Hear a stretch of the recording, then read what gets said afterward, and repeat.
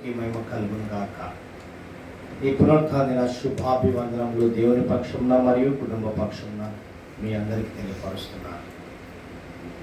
ప్రియమైన దేవుని సంగమా, ఈ పునరుత్థాన దేవుడు ఒక అద్భుతమైన హెచ్చరిక ఇస్తూ, నువ్వు ఆరాధిస్తున్నావు, నువ్వు నన్ను గణపరుస్తున్నావు, నీవు నన్ను ఎంతగానో ఆరాధిస్తూ ప్రేమిస్తున్నావు, కానీ నీకు ఒక మాట గుర్తు చేయాలనుకుంటున్నాను అంటున్నాడు దేవుడు. నీవు పూర్ణ హృదయముతో, పూర్ణ సంతోషముతో, పరిపూర్ణమైనటువంటి హృదయపూర్వక ఆరాధన చేస్తున్నావు, నన్ను ఎంతగా గణపరుస్తున్నావంటే నేను సంతోషిస్తూనే ఉన్నాను, కానీ ఒక్కటి అడగాలనుకుంటున్నాను అంటున్నాడు దేవుడు. ఏంటి ఆ విషయము అనుకుంటే, దేవుడి దినము మాట్లాడుచున్న మాట ఇజ్రాయేలు ప్రజలను హెచ్చరిస్తూ, ఆయా ప్రజలందరినీ హెచ్చరిస్తూ, ఆయా భక్తులు తెలియపరిచిన విధానములలో అన్నిట్లో కూడా మనం ఎప్పుడు కూడా పరిపూర్ణులుగా, మనఃపూర్వకంగా, హృదయపూర్వకంగా నీవు నా వైపు త్రిప్పబడినట్లయితే, నీవు నా వైపు తిరిగితే నేను నీ వైపు తిరుగుతా, ఎన్నో సూక్తులు చెప్పుకుంటూ ఈ దినము పలుమారులు ఆరాధన క్రమంలో హెచ్చరికలు వింటూనే ఉంటున్నావు. అయితే నిన్ను ఒకటి అడగాలనుకుంటున్నాను అంటున్నాడు కరుణామయుడు, ప్రేమాస్వరూపుడు. చూద్దాం, యోహాను సువార్తలోనికి వెళ్దాం. 4వ అధ్యాయము 24వ వచనాన్ని ఒకసారి గమనిద్దాం. దేవుడు ఆత్మ గనుక ఆయనను ఆరాధించువారు ఆత్మతోను సత్యముతోను. ఏం చెప్పాడండి? ఆయన ఆత్మ మనలో సంచకరువుగా ఉన్నది, సంచరించుచున్నది. ఆయన ఆత్మ మనలో పని చేయుచున్నది. కాబట్టి ఏమంటున్నాడు? దేవుడు ఆత్మ గనుక ఆయనను ఆరాధించువారు ఆత్మతోను సత్యముతోను ఆరాధింపవలెను. మరి మనకు మొదట చెప్పుకుంటూ పరిపూర్ణము, పూర్ణ హృదయము, సంతోషముతో అన్నీ చెప్పుకుంటూ ఇక్కడికి వచ్చేసరికి కొత్త నిబంధనలో, కృపకాలంలో ఒక హెచ్చరిక ఇస్తున్నాడు. ఏంటి విషయము అనగా, ఆయన దాహము కొని ఈ 4వ అధ్యాయంలో మహత్తరమైనటువంటి మర్మము దాగి ఉన్నది. ప్రియమైన దేవుని సంగమా, ఈ 4వ అధ్యాయములో గమనిస్తే 6వ వచనం చూస్తే, అక్కడ యాకోబు బావి ఉండేను కనుక యేసు ప్రయాణం వలన అలసి ఉన్న రీతినే ఆ బావి యొద్ద కూర్చుండెను. అప్పటికి ఇంచుమించు 12 గంటలాయెను. హల్లెలూయా. అలసిన స్థితిలో, మనకు అలసిన స్థితిలో దాహము అవసరం. దాహము తీర్చుకుంటే ఊరట మనకు లభిస్తుంది. అవునా? అయితే ఇక్కడ గమనించండి, సమరయ స్త్రీ ఒకటి నీళ్లు చేదుకొనుటకు అక్కడికి రాగా యేసు నాకు దాహమునకిమ్మని, మా దాహం వేస్తుందని అడిగాడు. ఆయన శిష్యులు ఆహారం కొనుటకు ఊరిలోనికి వెళ్ళి ఉండిరి. చూడండి, ఆమెను అడగగానే ఆమె సమాధానం ఎలా ఉందో చూడండి. ఆ సమరయ స్త్రీ, యూదుడవైన నీవు సమరయ స్త్రీనినైన నన్ను దాహమునకిమ్మని ఎలాగూ అడుగుచున్నావని ఆయనతో ఏలయనగా యూదులు సమరయులతో సాంగత్యము స్నేహము చేయరు. ప్రియమైన దేవుని సంగమా, ఈ మాటకు అర్థం ఏంటంటే 6వ వచనం నుంచి 23 వచనాలలో దేవుడు సమరయ స్త్రీతో సంభాషించిన విధానం ఉంది. అక్కడ ఒక సత్యాన్ని బయలుపరిచాడు. అయితే ఆమె నీళ్లు అడిగినప్పుడు ఇచ్చిన సమాధానము ఇవన్నీ మాట్లాడుకుంటూ వస్తే, అమ్మా నేనిచ్చు నీళ్లు, చూడండి అక్కడ ఎంత చక్కని మాట ఉంటుందో, నేనిచ్చు నీళ్లు త్రాగువాడెప్పుడు తప్పికొనడు. 14వ వచనంలో ఉంటుంది, నేను వానికి ఇచ్చు నీళ్లు నిత్య జీవనకై వానిలో ఊరేడి నీటి బుగ్గగా ఉండునని. ఇలా చెప్పుకుంటూ వస్తే, అయితే ఏమంటదంటే ఆ స్త్రీ ఆయన చూసి, అయ్యా నేను దప్పికొనుకున్నట్లు చేదుకొనట్టు ఇంత దూరం రాకుండాన్నట్లు ఆ నీళ్లు నాకు దయచేయమని, అంటే నీ దగ్గర రాకుండానే నాకు దయచేయ్యా. చూడండి ఎట్లా అడిగారు. మనిషి ఆశాజీవి, మన దేవుడు ఆశా జ్యోతి. కాబట్టి ఆశగల ప్రాణం తృప్తిపరిచే గొప్ప దేవుడు. అయితే ఇక్కడ చూడండి ఈ మాటకి ఏమంటాడంటే, యేసు నీవు వెళ్ళి పెనిమిటిని పిలుచుకొని ఇక్కడికి రమ్మని ఆమంటది. చదవండి. ఆ స్త్రీ నాకు పెనిమిటి లేడనగా యేసు ఆమెతో,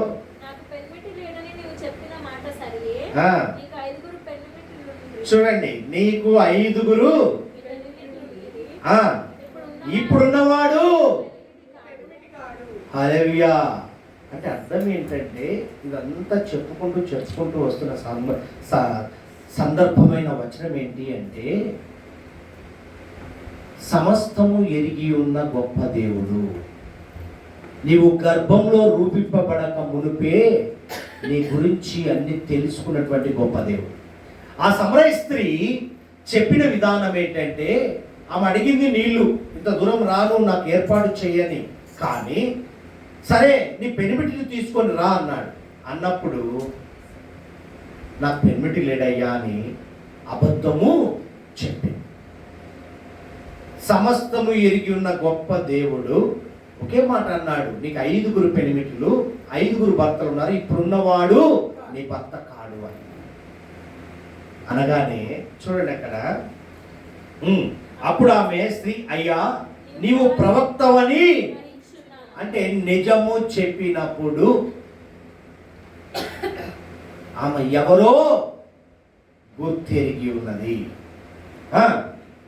మా పితరులు ఈ పర్వతమందు ఆరాధించిరి గాని ఆరాధింపవలసిన స్థలము యెరూషలేములో ఉన్నదని మీరు చెప్పుదురని ఆయనతో అనగా, యేసు ఆమెతో ఇట్లను, అమ్మా ఒక కాలము వచ్చుచున్నది, ఆ కాలమందు పర్వతము మీదనైనను యెరూషలేములోనైనను మీరు తండ్రిని ఆరాధింపరు, నా మాట నమ్ము. మీరు మీకు తెలియని ఆరాధన. చూడండి ఈ దినము ఒక సత్యాన్ని నేర్చుకొని, మనకు తెలియని ఆరాధనను ఆరాధిస్తున్నాం. సత్యాన్ని పక్కకు పెట్టి ఈ దినము దేవుడు చెప్పాడు, ఇశ్రాయేలు ప్రజలను ఉద్దేశించి ఆయా భక్తులు చెప్పిన మాట పూర్ణ హృదయముతో సంతోషముతో మనఃపూర్వకంగా నా వైపు తిరిగావు, మరి నన్ను వదలకుండా నేను ఇడువను ఎడబాయనని చెప్పాడు, కాబట్టి నేను ఆయన సన్నిధానంలో వచ్చి ఆరాధిస్తున్నాను, గణపరుస్తున్నాను, కీర్తిస్తున్నాను అని చెబుతున్న నీవు తెలియని ఆరాధన ఆరాధిస్తున్నావు. ఏంటి తెలియని ఆరాధన అంటే, నీవు సత్యాన్ని దేవునికి బయలుపరచడం లేదు, సత్యమైన ఆరాధన చెయ్యటము లేదు అని మన మీద ఒక నెపము మోపవలసి ఉన్న క్రమము దేవుడు చెబుతున్నాడు. గమనించండి, ఇక్కడ అంటున్న మాట ఏమంటున్నాడు, మీరు మీకు తెలియని దానిని ఆరాధించువారు, మేము మాకు తెలిసిన దాన్ని ఆరాధించువారము, రక్షణ యూదులలో నుండియే. ఎక్కడి నుంచి వచ్చింది? నువ్వు యూదుడు నాతో మాట్లాడొద్దు, యూదులు సమరయులు సాంగత్యము చేయరన్నావు, కానీ రక్షణ అనుభవం ఎక్కడి నుంచి వచ్చింది? యూదులలో నుంచే వచ్చింది.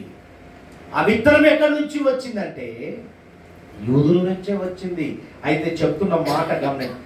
అయితే యథార్థముగా ఆరాధించువారు ఆత్మతోను సత్యముతోను తండ్రిని ఆరాధించు కాలము వచ్చుచున్నది, అది ఇప్పుడును వచ్చేయున్నది.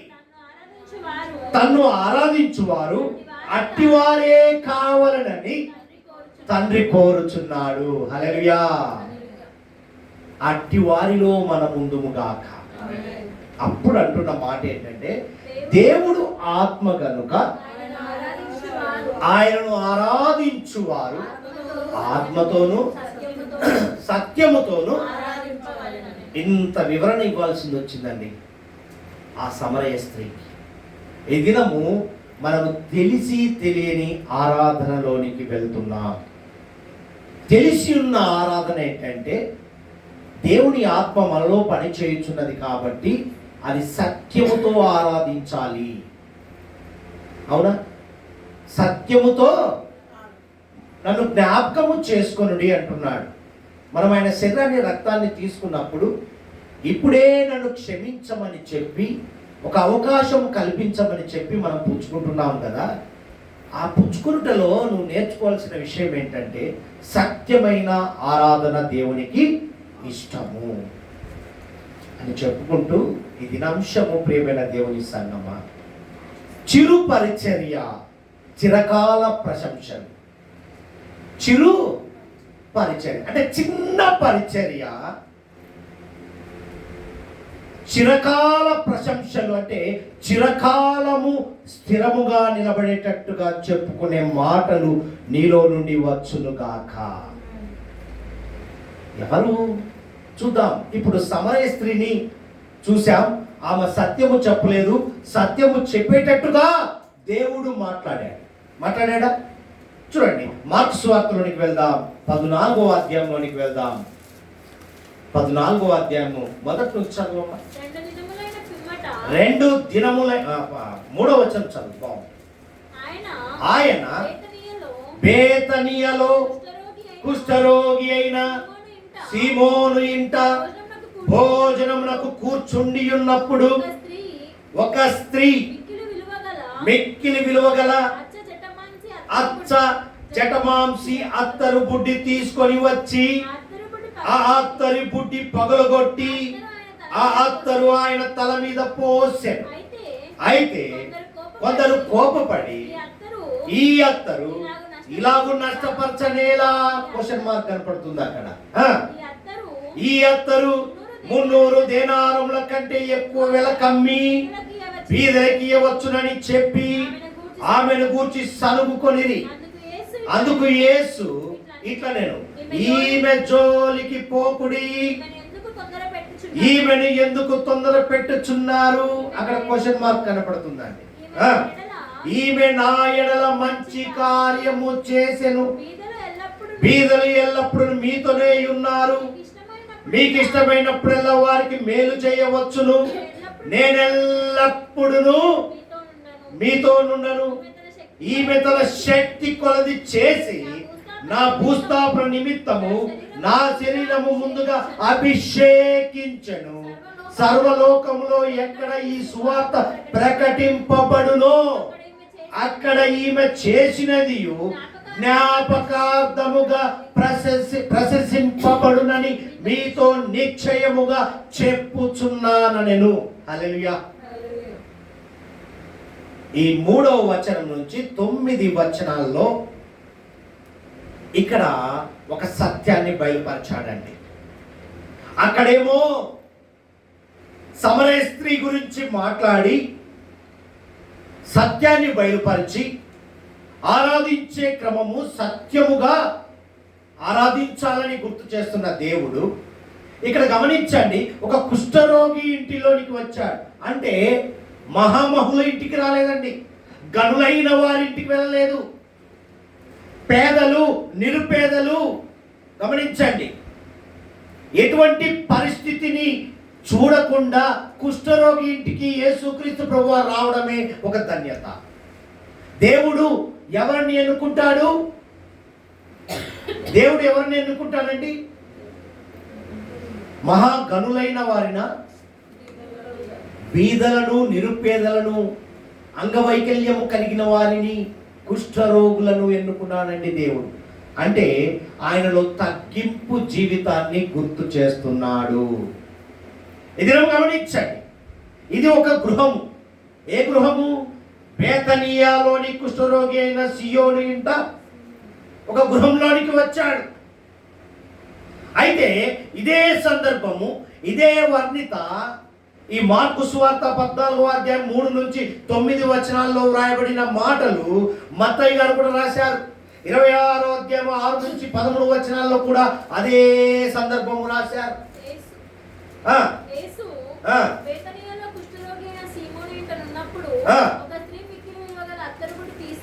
చూడండి, అక్కడ అదే సందర్భము. యోహాను సువార్తలోనికి వచ్చేసరికి 12వ అధ్యాయము 1 నుంచి 8 వచనాల్లో చూడండి. అక్కడ కాబట్టి యేసు తాను మృతులలో నుండి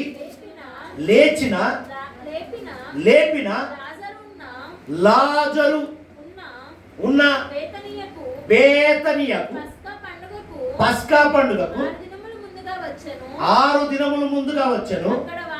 అక్కడ వారు ఆయనకు విందు చేసి, అంటే సందర్భవచనం, సందర్భాన్ని బట్టి రావడం. మార్త ఉపచారం, అంటే ఇద్దరు అక్క చెల్లెలు ఉన్నారు అక్కడ. లాజరు ఆయనతో కూడా.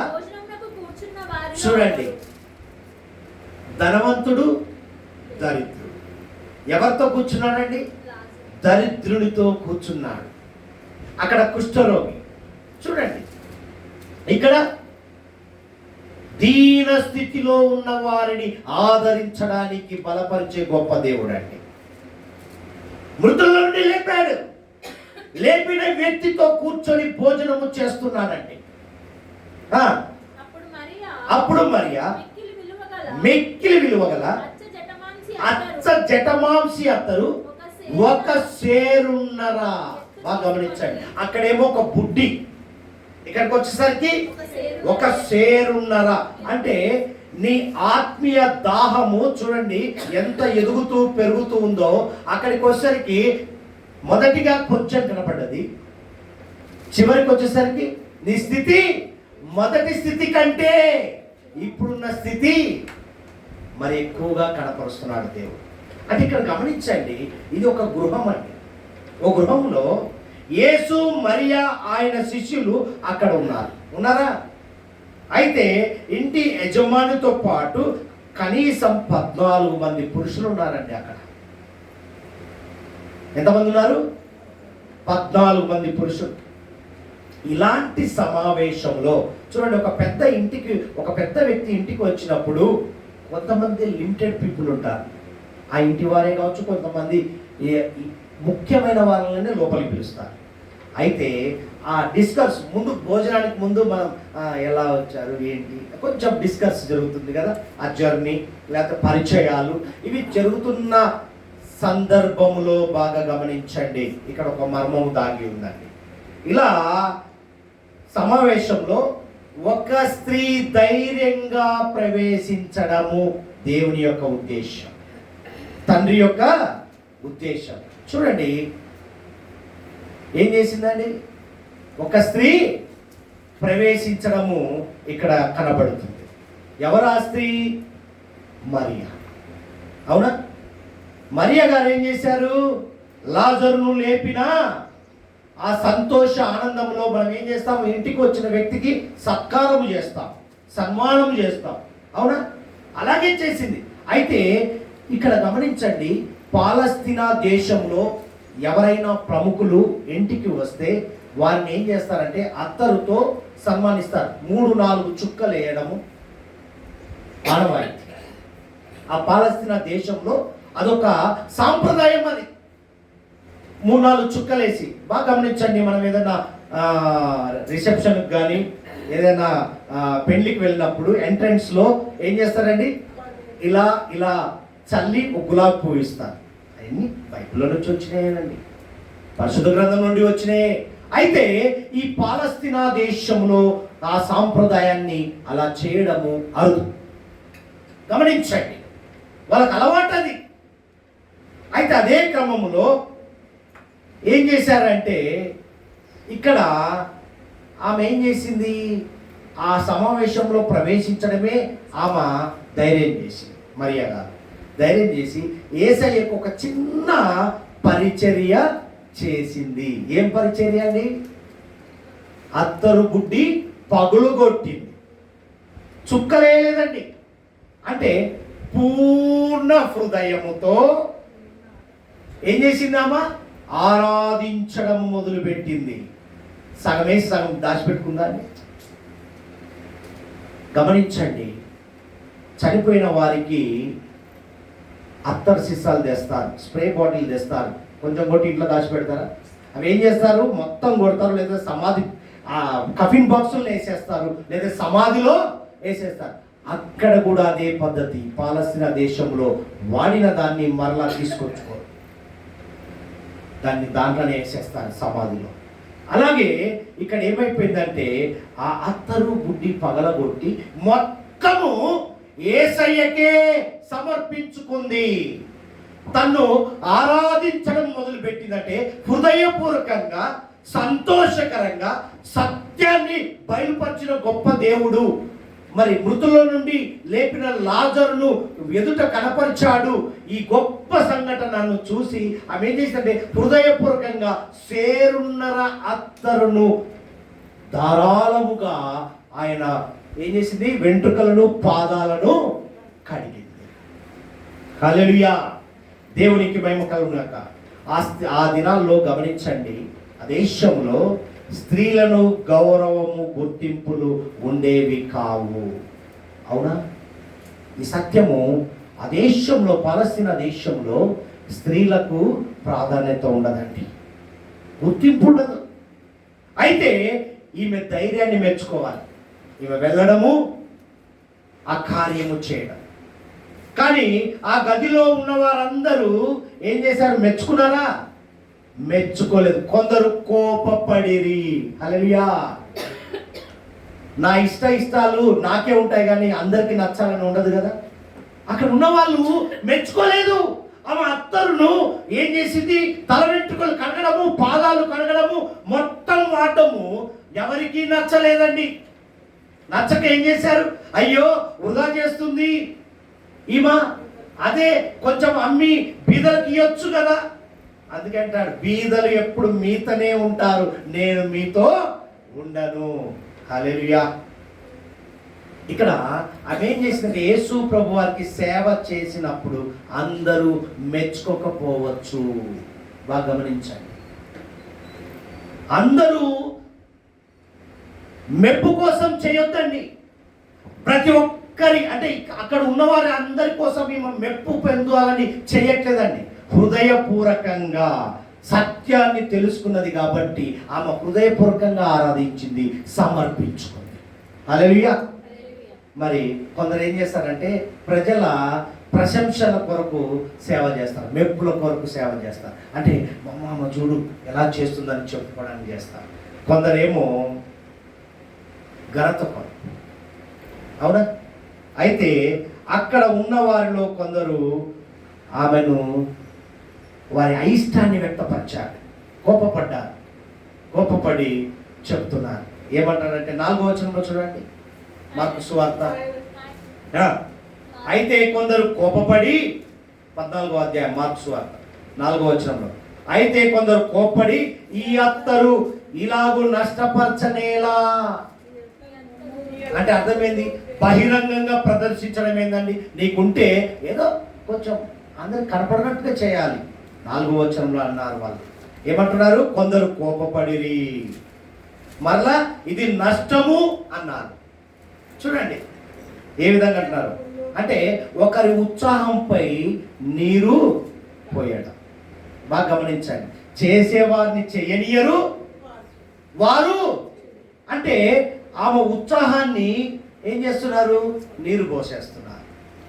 ప్రియమైన దేవుని సంగమా, ఇది నష్టం అంటున్నారు, కొందరు కోప్పడ్డారు, మరలా ఏమంటున్నారు తెలుసా, సలహా ఇస్తున్నారు. ఏమని? అది అమ్మి బీదలకు ఇవ్వచ్చు కదా. అంటే సంబంధము లేకపోయినా సలహాలు ఇవ్వడం. బాగా గమనించండి, ఆ సంబంధం లేదు వాళ్ళకు, కానీ సలహాలు ఇవ్వడం. సమాజంలో సహాయము చేసే వారి కన్నా సలహాదారుల సంఖ్య ఎక్కువగా కనపడుతుంది. అవునా? ఇది సత్యం అండి. వారు చెయ్యరు, సలహాలు ఎక్కువ ఇస్తారు. అంటే చెడగొట్టేవారు ఉంటారు, మిశ్రిత జనం ఉంటారు మన మధ్యలో. జాగ్రత్త సుమ. దేవుడు మాట్లాడుతున్న మాట. మరలా 4వది చూడండి, 3 విషయాలు కనపడ్డాయి కదా. మొదట కొందరేమో కోప్పడ్డారు, 2వది కొందరు ఇది నష్టము అన్నారు, మరలా 3వది సలహా ఇచ్చారు. అంటే సంబంధం లేని దాని దీనికి కొంతనే ఉండదు.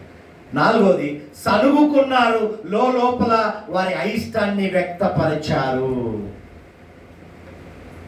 5వ విషయము తొందర పెట్టారు. ఇక్కడ చూడండి, ఇక్కడ మనకు అన్ని ఉన్నాయి, కనపడుతున్నాయి. ఈ అత్తరు 3 దినముల కంటే ఎక్కువ వెల కమ్మి బీదలకు ఇవ్వచ్చునని చెప్పి ఆమెను కూర్చి సనుక్కొనిరి. అందుకు యేసు ఇట్లను ఈమె జోలికి తొందరపడకండి అంటున్నాడు. తొందరపడతాం, కొన్ని విషయాల్లో మనం తొందరపడుతూ ఉంటామండి. ప్రియమైన దేవుని బిడ్డలారా, చేసే పనిపై అదనంగా చూడండి, ఆ పనిపై అదనంగా భారం కలిగించి దాని అర్థాన్ని మార్చేస్తారు. కొంతమంది అలా ఉన్నారు. ఇతరులకు ఇబ్బంది కలిగించడము మహా సంతోషం కొంతమందికి. అవునా? ఒక్కొక్కరు ఉంటారట. ఆమె చేస్తున్న కార్యాన్ని ఏం చేస్తున్నారంటే వ్యతిరేకించి ఇబ్బంది పెట్టి ఆమెను ఆయాస్కరం చేయడం. ప్రియమైన దేవుని బిడ్డలారా, ఇక్కడ గమనించండి, వాస్తవానికి ఆమె చేసిన కార్యము కేవలము యేసుక్రీస్తు ప్రభువారికి సంబంధించిందే. ఇంకెవరికైనా ఉందా? ఆ అత్తర్పుడి పాల్గొట్టి చేసిన కార్యము యేసుక్రీస్తు ప్రభువారికే కానీ పక్కన ఉన్న వారికి చేసిందా? అది ఆయనకే సంబంధం. గమనించండి, అందుకే అంటాడు యేసుక్రీస్తు ప్రభువారు, ఈమె జోలికి 6వ వచనంలో అంటున్న మాట ఏంటండి? చూడండి, ఈమె జోలికి పోకుడి, ఈమెను ఎందుకు తొందర పెట్టుచున్నారు? నువ్వు చేసేవాన్ని చేయవు, ఎందుకు రా బాబు తొందర పెడుచున్నావు? సంబంధము లేని విషయాలు. అది యేసుక్రీస్తు ప్రభువారికి మరియకును జరిగిన సందర్భం. నీకు నాకు మనకెందుకండి? చూస్తూ ఉండాలి, కానీ చెడగొట్టేవారు ఉంటారు. అందుకే యేసు ఈ మాటల ప్రకారం, అంటే వీళ్ళంటున్న మాటల ప్రకారం అన్ని చివరికి యేసు తన అభిప్రాయాన్ని, యేసుక్రీస్తు ప్రభువారు తన అభిప్రాయాన్ని 3 మాటల్లో చెప్పాడండి. చూసారా? 3 మాటల్లో చెప్పాడు. ఏమనంటే, మంచి కార్యము చేసింది. ఏమంటున్నాడు? ఈమె నా ఎడల మంచి కార్యము చేసింది. అంటే దేవుని భయం వలన కలిగిన మంచి. ఆ మంచి కార్యం ఏంటండి? దేవుని యందు భయభక్తులు కలిగి ఉన్నప్పుడే మన జీవితంలో మంచి కార్యములు చేసే గుణము మొదలవుతుంది. దేవుడు చెప్పాడు, ఇంత గొప్పగా చెప్పాడు కదా యేసుక్రీస్తు ప్రభువారు, ఈమె నా ఎడల మంచి కార్యము. అలాంటి వారిగా మనం కనపడాలని దేవుని యొక్క ఉద్దేశం. నువ్వు ఆరాధిస్తున్నావు, వస్తున్నావు, పోతున్నావు, వింటున్నావు, సత్యాన్ని తెలుసుకోవడంలే. ఈమె నా ఎడల మంచి కార్యము చేసింది, నీవు నా ఎడల మంచి కార్యము చేశావని నీవు ఒక సాక్షిగా నిలబడాలని దేవుని యొక్క ఉద్దేశం. నీలో దేవుని భయం ఉండాలి, దేవుని యందు భయభక్తులు కలిగిన జీవితము నేను చూడాలి అని దేవుడు కోరుకుంటున్నాడు ఈ దినం. మరలా 2వ చూడండి, ఏమంటున్నాడు? 8వ వచనం అంటాడు, ఈమె తన శక్తి కొలది చేసింది. హల్లెలూయా. ఏమి దాచుకోకుండా సర్వం ఇచ్చింది, మనస్ఫూర్తిగా ఆరాధించింది. ఉంచుకుందా? మిగిలించుకుందా? పగలగొట్టిందండి. ఊపి ఊపి ఊపి మొత్తం దారపోసి. అంటే ఏమంటున్నాడు తెలుసు అక్కడ? ఈమె ఏమి దాచుకొనకుండా, అంటే నీ హృదయంలో ఉన్న కల్మషాన్ని కడిగే ఆత్మ నీలో పనిచేస్తుందని గుర్తించలేకపోతున్నావు. ఆ కల్మషాన్ని ఆయన రక్తము ద్వారా కడుగుతున్నాడు. ఆ సత్యాన్ని గ్రహించి ఆయన ఎదుటికి వచ్చినప్పుడు నువ్వు మొత్తం సత్యంగా ఆరాధించమంటున్నాడు.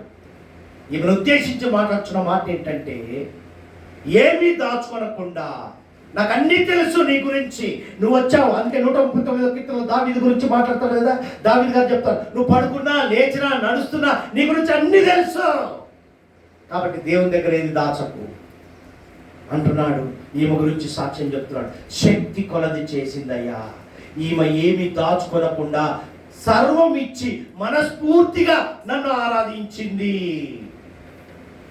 ప్రేమైన దేవుని సంగమా, మూడవది ఏంటో తెలుసా? 9వ వచనంలో ఉంటుంది. సర్వలోకములో ఎక్కడ ఈ సువార్త ప్రకటింపబడునో అక్కడ ఈమె చేసినది జ్ఞాపకార్థముగా ప్రశంసింపబడినని.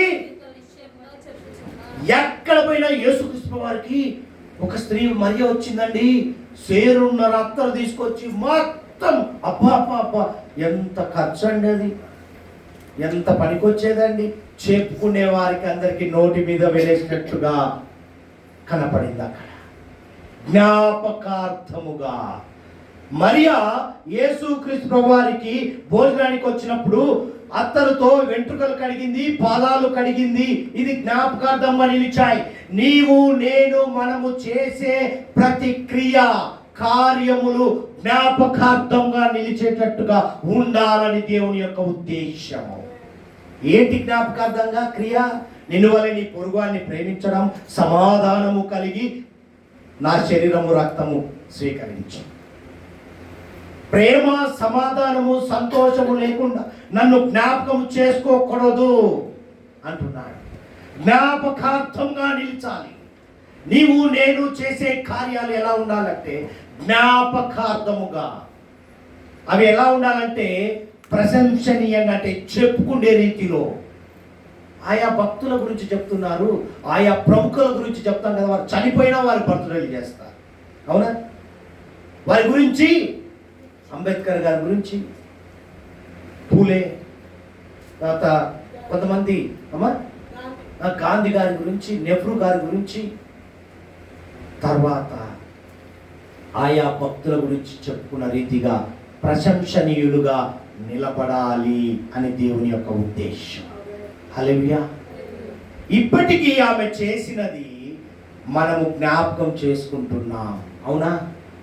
అలా మనము చేసేది కూడా జ్ఞాపకం చేసుకోవాలని దేవుని యొక్క ఉద్దేశం. దేవుని యథార్థంగా ఆరాధించాలి అంటున్నాడండి. ఈరోజు తెలిసి తెలియక ఆరాధిస్తున్నావు, యథార్థంగా చేయట్లేదనే ఇప్పుడు మాట్లాడుతున్నాడండి. చిరు పరిచర్య, చిరకాల ప్రశంస. ఆమె చిరు పరిచర్య, చిన్న పరిచర్య. ఆమె సమరయ స్త్రీ చిన్న పరిచర్య, మరియా చిన్న పరిచర్య. నీవు నేను మనము చిన్న పరిచర్య చేస్తే అది జ్ఞాపకార్థంగా ప్రశంసనీయంగా నిలబడునుగాక. అది దేవుని యొక్క ఉద్దేశం. అందుకే అంటున్నాడు, దేవుడు ఆత్మ గనుక ఆరాధించేవారు ఆత్మతోను సత్యముతో ఆరాధించాలి. నీ ఆరాధన జ్ఞాపకార్థంగా నిలబడాలి, నీ ఆరాధన ప్రశంసనీయముగా నిలబడాలని దేవుని యొక్క ఉద్దేశం. హల్లెలూయా. దేవుడి మాటలు దీవించునుగాక. ప్రియమైన దేవుని సంగమా, ఈ దినం గమనించండి, నీవు జ్ఞాపకార్థంగా ప్రశంసనీయంగా మరియ వలె ఉందువుగాక.